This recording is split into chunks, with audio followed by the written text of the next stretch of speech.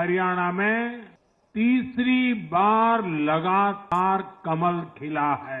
जहां दूध दही है खाना वैसा ऐसा है अपना हरियाणा। इस अंदाज में पीएम ने अपने जीत का जश्न मनाया है, हरियाणा की जीत का जश्न मनाया है।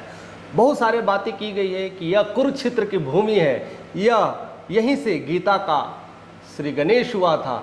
तो यहाँ पर कहते ना माँ दुर्गा का आशीर्वाद मिला है, कृष्ण का आशीर्वाद मिला है। और सबसे बड़ी बात है कि आज है माँ कत्यानी देवी, माँ कत्यानी देवी कमल हाथ में लेकर कमल को धारण किए हुए कमल खिलने वाला है। ऐसी कई सारी बातें करते हैं और हरियाणा के लोगों का दिल जीतते हैं। और जिस तरह से हरियाणा में जीता गया है वह काफ़ी रोमांचकारी था। और उसको स्टार्टिंग अगर हम पॉइंट करें एक एक चीज़ों को समझने को तो बड़ा काफ़ी दिलचस्प होने वाला है, क्योंकि शुरुआती रुझान जैसा था तो नहीं लग रहा था कि बीजेपी लीड कर पाएगी। कहीं ना कहीं बीजेपी के खेमों में सन्नाटा छाया हुआ था।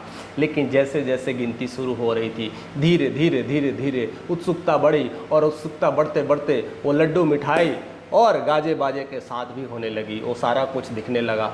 लेकिन ऐसा क्या कर दिया है बीजेपी ने, ऐसा मोदी का क्या कौन सा फैक्टर चल गया, ऐसा कौन सी जादू चल गई है कि इसमें इस बार हरियाणा में बाजी मार ली है। आज वो सारे चीज़ों को समझने की कोशिश करेंगे इस वीडियोस के माध्यम से, क्योंकि जिस तरह से हरियाणा में कांग्रेस की पकड़ बढ़ रही थी, जिस तरह से लग रहा था कि इस बार बीजेपी वहाँ अच्छे प्रदर्शन नहीं कर पाएगी, इन सब चीज़ों में भी फिर से बीजेपी ने अपना सेंध कैसे मार दिया और किस तरह से आगे निकल गई, ये सब तमाम मुद्दों की जिक्र करेंगे कि ऐसा क्या हुआ था। उसमें जो दिग्गज एक से एक कलाकार हैं, एक से एक खिलाड़ी हैं। और सबसे बड़ी बात है कि वहाँ के सीएम नायाब सिंह सैनी जिस तरह से वो अपने आप को समझे हैं, अपने आप को ढाले हैं और वहाँ की रणनीतियों को पकड़े हैं। और उसमें अनिल विज का जो रोल है वो काफ़ी कुछ मिला करके एक अच्छा समीकरण तैयार करता है। हालांकि अभी जीतने के बाद अनिल विज का नाम सीएम के तौर पे काफ़ी कुछ उछाला जा रहा है। लगता है कि इस बार सीएम का कैंडिडेट अनिल विज ही लेंगे। ये सब तमाम चर्चा हम करने वाले हैं। फिलहाल हम ये करने वाले हैं कि बीजेपी के आने का क्या रीजन है, ऐसा कौन सा जादू चलाया और कांग्रेस पिछड़ गई। तो सबसे बड़ी बात करते हैं। आपको पता होगा कि 6 महीना पहले किसान आंदोलन ने किस तरह से जोर पकड़ा था और दिल्ली में किस तरह से नारे लगे थे, हरियाणा बंद, दिल्ली बंद, ये सब सारे चीज़ हो रहा था। और कहीं ना कहीं बीजेपी को पूरी तरह से कटाक्ष किया जा रहा था।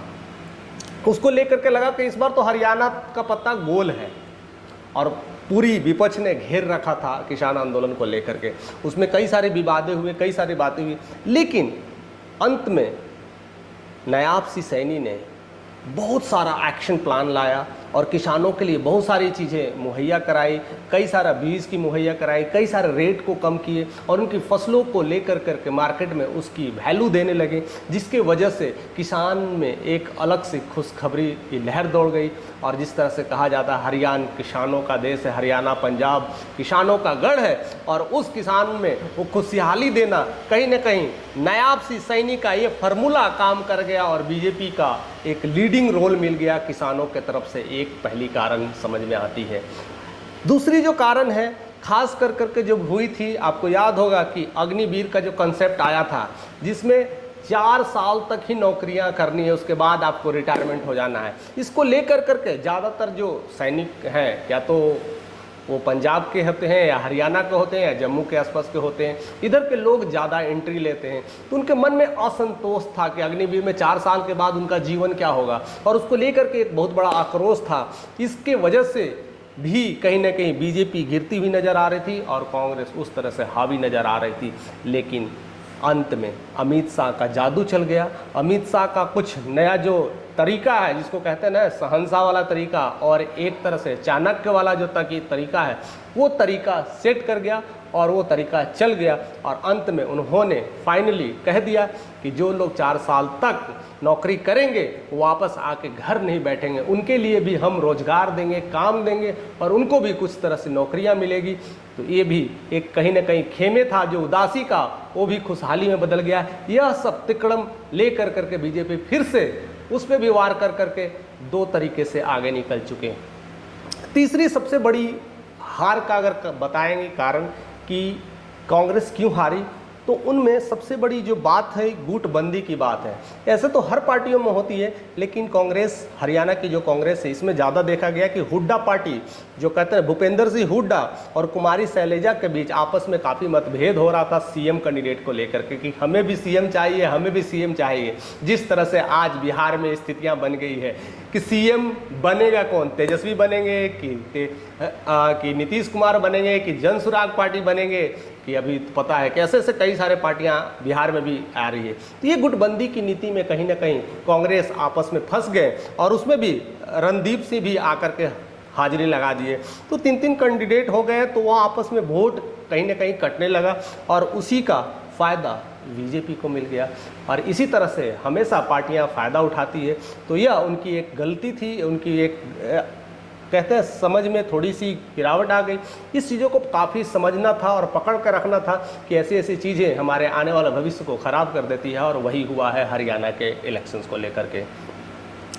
एक और बड़ी बात जो सामने निकल करके आती है, जो कहते हैं ना कि जिस तरह से वहाँ के लोग, तो एक हिंदू राष्ट्र है, अब हिंदू राष्ट्र है यानी हिंदू ज़्यादातर है, और जिस तरह से प्रचार प्रसार करते हैं मोदी जी, वो अपने हिंदुत्व के लिए भी जाने जाते हैं और लोगों को वहाँ सपोर्ट करते हैं, और उनके प्रचार में एक जादू है। तो जिस जगह जाते हैं वहाँ की ही भाषा बोल देते हैं। जिस तरह से आज जीतने के बाद उन्होंने कहा था, जहाँ दूध दही का है खाना वही है हरियाणा। तो ऐसे ऐसे बातें उनके रख देते हैं, उनके जगह को रख देते हैं, वैसे क्षेत्र को रिप्रेजेंट कर दे। कुरुक्षेत्र यानी गीता की बात याद कराते हैं, महाभारत की याद कराते हैं, उस योद्धा की बात कराते हैं, कृष्ण की बात याद करते हैं, और कृष्ण की धरती में जीत किसकी होगी, धर्म की जीत होगी। ऐसे ऐसे बातें को रखना, कहीं ना कहीं मोदी का वो जादू का चलना, ये भी बहुत बड़ा कारगर है। और नॉट लिस्ट कह सकते हैं, एक और सबसे बड़ी कारण है, वो केवल मैं नहीं कहूँगा कि वो हरियाणा का ही कारण है, वो बिहार का भी कारण है, वो बंगाल का भी कारण है, वो पूरे भारत का कारण है।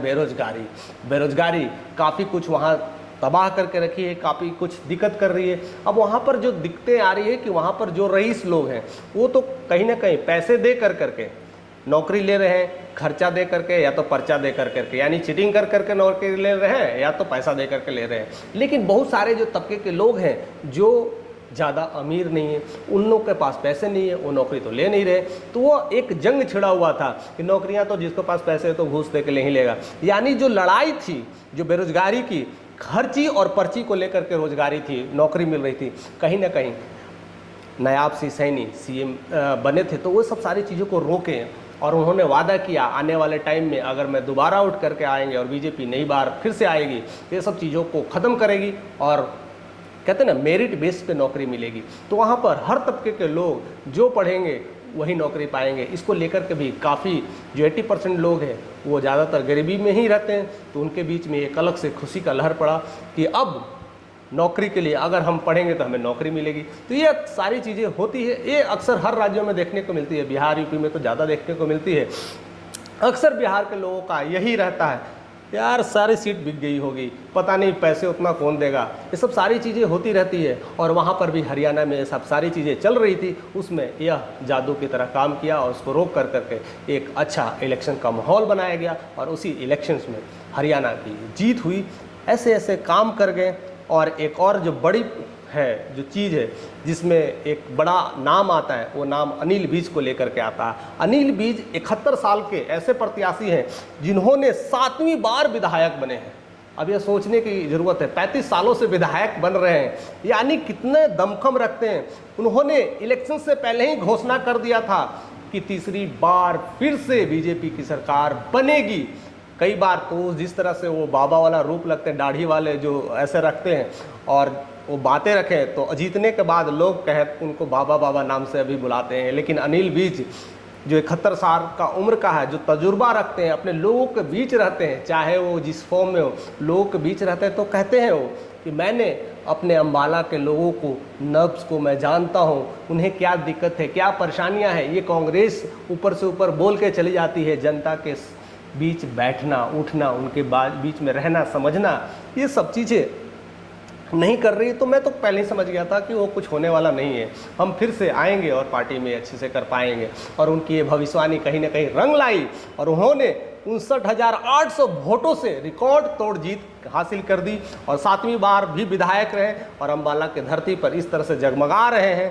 तो काफ़ी लोगों ने उन्हें ट्रेंड किया, बहुत लोगों ने ट्वीट किया और कई सारे मीडिया ने उनके आकर के बोला कि आपको तो जिस तरह से भविष्य की बातें करते हैं, जिस तरह से लोगों में घुल के मिल के रहते हैं और इतनी बार जीत हासिल किए हैं और साथ साथ इस उम्र में इतनी समझ और लोगों को विकास की भावना की बात करते हैं, तो आप सीएम कैंडिडेट के लिए भी एक अच्छे उम्मीदवार क्यों नहीं होते। तब उन्होंने कहा ये तो हाईकमान की ही आज्ञा पे होगी, मैं हर चीज़ों के लिए तैयार रहता हूँ, हर मुहिम के लिए मैं तैयार हूँ। जिस तरह से हाईकमान चाहेगी, जिस मौका को देगी, मैं उस मौका को बखूबी निभाऊंगा और बहुत अच्छे से निभाऊंगा।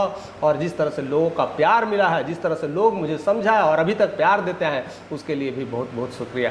तो यह सीएम कैंडिडेट के लिए अभी जो दावेदारी बढ़ रही है, कहीं ना कहीं नवाब सिंह सैनी और अनिल विज के लेकर के चल रही है कि अगला सीएम कौन होगा हरियाणा का। और इसके लेकर करके दोनों अपने आप में एक ज़बरदस्त प्रत्याशी है, लेकिन अनिल विज जिस तरह से वो कारगर काफ़ी हो रहे हैं, जिस तरह से उन्होंने, अगर हम बात करें तो जिन्होंने वो कैंडिडेट जीता था, अपनी पहले विदेश मंत्री हुआ करती थी, उस पद पर वहाँ पर उन्होंने अपनी पहल बनाई है, अपनी चीज़ों को लाया है और वहाँ के लोगों को समझा और वहाँ से अपनी प्रत्याशी के रूप में कहीं ना कहीं उभरते हुए नजर आए हैं। और 71 साल की उम्र में बहुत कुछ काम कर रहे हैं, जज्बा रख रहे हैं और लोगों के बीच मिल रहे हैं और खुशियाँ बटोर रहे हैं और लोगों की सेवाएँ कर रहे हैं। तो कहीं ना कहीं उनका भी पलड़ा भारी दिख रहा है। नवाब सैनी तो अपने आप में ही पलड़ा भारी है, एक नया मॉडल के रूप में देख पा रहा है, एक नया विकास के रूप में देख रहा है। और ये क्या तमाम जो मुद्दे मैंने जो डिस्कस किया, यह मुद्दे कितने कारगर हो सकते हैं, आप हमें कमेंट करके बताइएगा कि ऐसे ही